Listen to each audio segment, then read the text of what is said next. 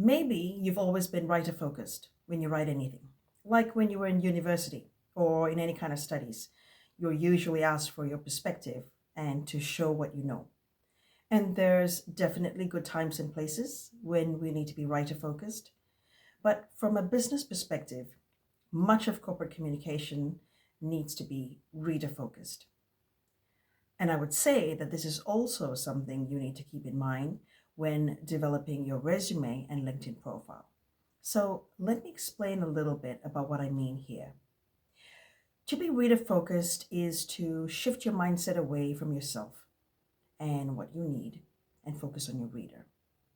How is the thing that you're communicating, the content and the structure of that material, developed with your reader in mind?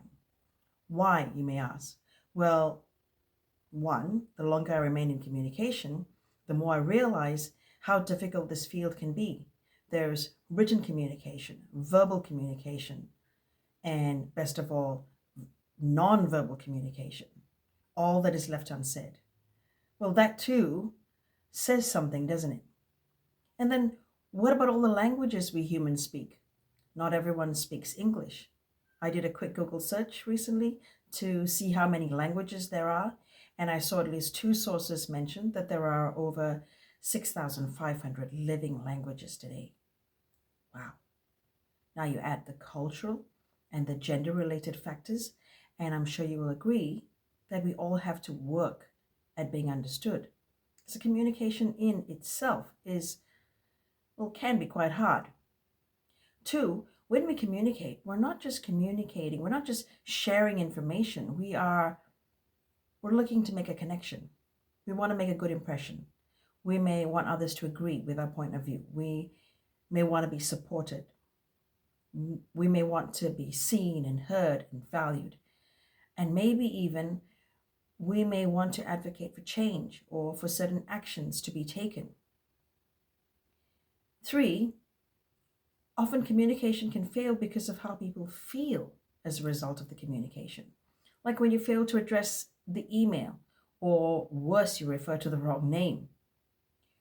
When an email feels cold and unfeeling.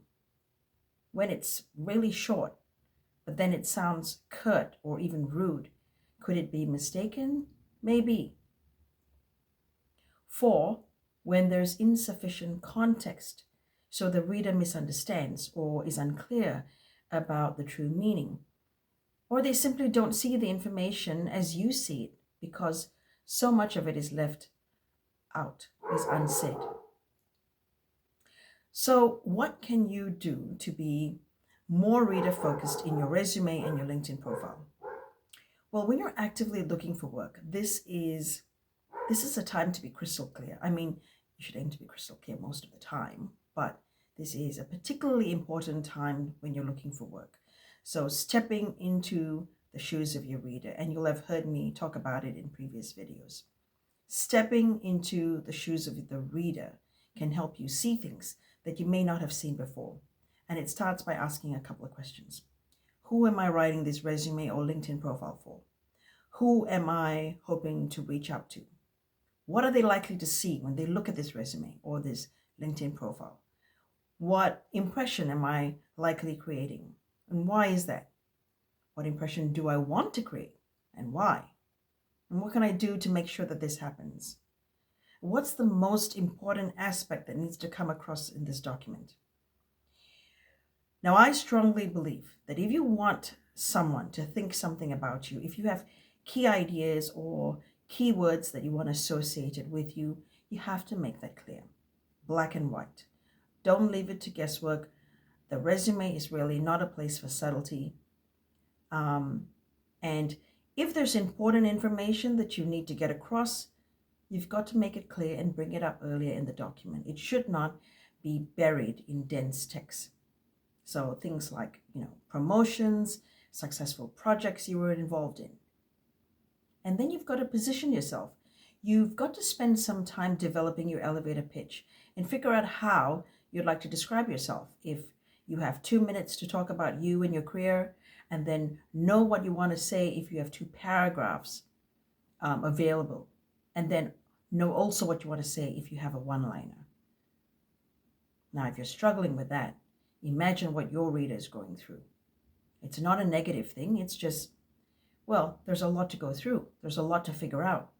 And you know your journey best, so you are really the best at describing it accurately.